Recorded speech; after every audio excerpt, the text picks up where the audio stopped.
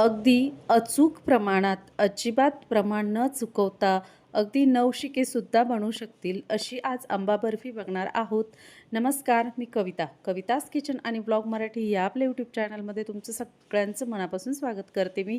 तर बघू शकता किती छान अशी आपली आंबा बर्फी बनून तयार झालेली आहे. अगदी झटपट बनून तयार होते आणि खाण्यासाठी तर अप्रतिम लागते अशी बर्फी बनते. तर तुमचा जास्त वेळ न घेता आपण आता व्हिडिओकडे वळणार आहोत. तर बघू शकता किती छान अशी आपण आंबा बर्फी इथे बनवलेली आहे. तर आता इथे आपण 2 वाट्या इतका केशर आंब्याचा गर काढून घेतलेला आहे आणि आपण तो मिक्सरला फिरवून घेणार आहोत. तर इथे मी मिक्सरचं मोठं भांडं घेतलेलं आहे. 2 वाट्यांच्या प्रमाणानुसार आपण सर्व साहित्य त्यात घालून घेणार आहोत. तर व्हिडिओ अजिबात स्किप न करता पहा, म्हणजे तुम्हाला स्टेप्स पूर्ण लक्षात येतील. त्यानंतर इथे आपण मिल्क पावडर घालणार आहोत. तर मिल्क पावडर आपण 2 वाट्यांच्या प्रमाणात आपण पाऊण वाटी इतकी मिल्क पावडर ह्याच्यामध्ये घालून घेणार आहोत आणि हे आपण मिक्सरला फिरवून घेतलेलं आहे. तर बघू शकता छान असं आपलं एकजीव मिश्रण तयार झालेलं आहे. मिल्क पावडर तुम्ही नंतरसुद्धा घालू शकता, पण नंतर गुठळ्या पडतात. त्याच्यामुळे आपल्याला मिल्क पावडर जेव्हा आपण मिक्सरला फिरवतो आंब्याचा गर, तेव्हाच आपल्याला फिरवून घ्यायचं. आणि मैत्रिणींनो, याच्यात आपल्याला एक थेंबसुद्धा पाणी घालायचं नाही आहे.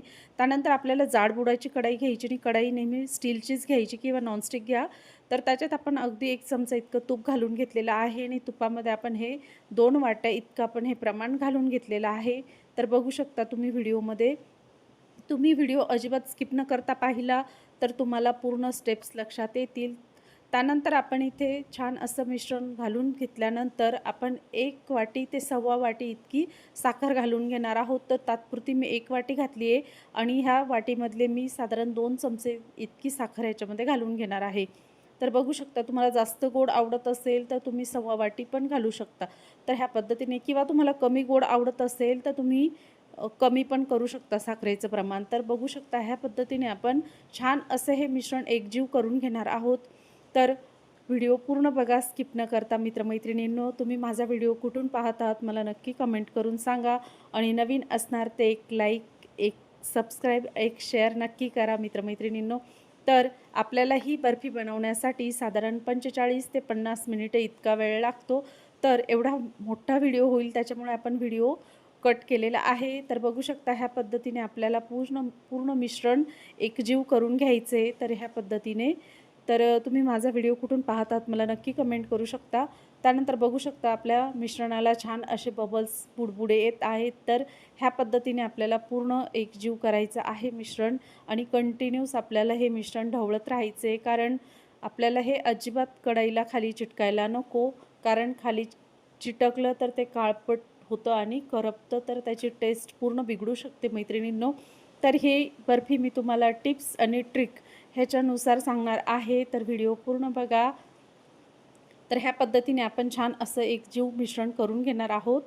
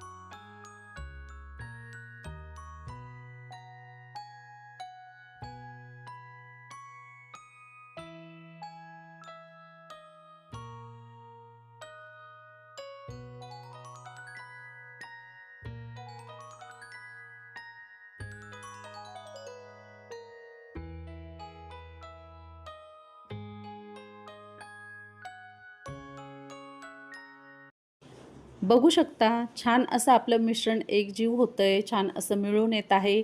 तर आता थोडं थोडं त्याला घट्टसरपणा यायला लागलेला आहे. तर आपल्याला बर्फी बनवण्यासाठी अजून थोडा वेळ मिक्स करावं लागेल आणि छान असं त्याला घट्ट गोळा तयार होईपर्यंत आपल्याला बघू शकता ह्या पद्धतीने आपल्याला उलथणीच्या साहाय्याने कंटिन्यूस मिक्स करून घ्यायचे आहे आणि जेव्हा मिश्रण प्रॉपर सेट होईल तेव्हाच आपल्याला गॅस किंवा शेगडी बंद करायची. तर बघू शकता अजून साधारण आपल्याला 10 ते 15 मिनिटे हे मिश्रण छान असं मिक्स करून घ्यायचे आणि गोळा करून घ्यायचं. याचा अगदी सुंदर अशी चव येते ह्या बर्फीची. तर नक्कीच करून बघा. आता पावसाळा सुरू झालेला आहे तर आंबे पण आता जातील. त्याआधी तुम्ही ही एकदा बर्फी बनवून खा.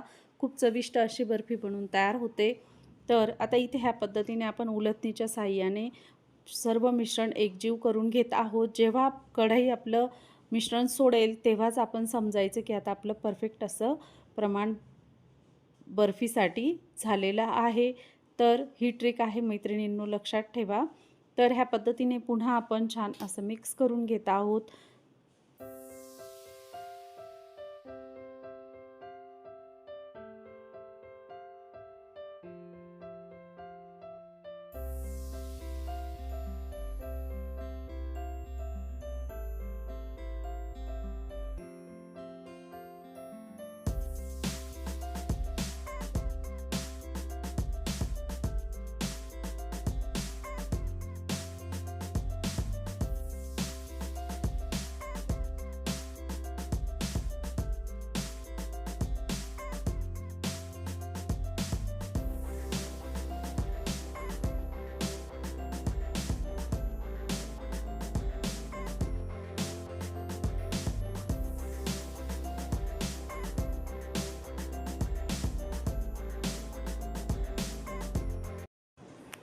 आता बघू शकता आपलं छान असं मिश्रण मिळून आलेलं आहे. आता कढईसुद्धा छान असं मिश्रण सोडायला लागली आहे.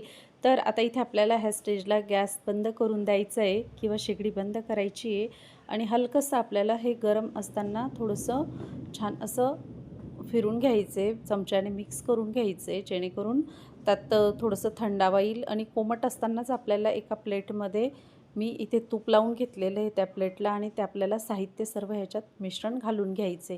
तर बघू शकता ह्या पद्धतीने. तर मित्रमैत्रिणींनो, तुम्हाला थोडा जरी व्हिडिओ आवडला असेल तर एक लाईक आणि सबस्क्राईब शेअर नक्की करा. तर इथे आपण थोडंसं मिश्रण कोमट असताना छान असं आपण पसरून घेणार आहोत. तर पसरवण्यासाठी सुद्धा एक ट्रिक आहे, तर व्हिडिओ पूर्ण बघा शेवटपर्यंत. तर इथे आपण सर्व मिश्रण एका प्लेटमध्ये काढून घेतले. तर इथे एक बाऊल घेतले किंवा वाटी घेतली स्टीलची, तिला थोडंसं तूप लावून घेतले, कारण हे मिश्रण गरम असतं त्याच्यामुळे आपण त्याला हाताने नाही स्प्रेड करू शकत. तर आपण वाटीच्या साहाय्याने आपल्याला छान असं हव्या त्या साईजमध्ये छान असं स्प्रेड करून घ्यायचे. तुम्हाला थोडीशी जाडी जास्त हवी असेल तर तुम्ही छोट्या प्लेटमध्ये ह्याला सेट करू शकता. तर बघू शकता ह्या पद्धतीने आपण छान असं ही बर्फी सेट करून घेणार आहोत. आणि मित्रमैत्रिणींनो, ही बर्फी सेट व्हायला साधारण 3 ते 4 तास लागतात अगदी परफेक्ट होईपर्यंत. तर आपल्याला अगदीच सेट होऊ द्यायची आहे. आता इथे मी अर्धा ते 1 तास सेट होऊ दिली आहे आणि त्यानंतर आपल्याला ह्याच्या वड्या पाडून घ्यायच्या. तर बघू शकता इथे आपल्या अर्ध्या ते 1 तासानंतर वड्या पाडून घेतलेल्या आहे आणि तिला सुकायला आपल्याला प्रॉपर सेट व्हायला 3 ते 4 तास लागतात. तर लगेच वड्या पाडून लगेच काढायच्या नाही, फक्त कट द्यायचे. तर बघू शकता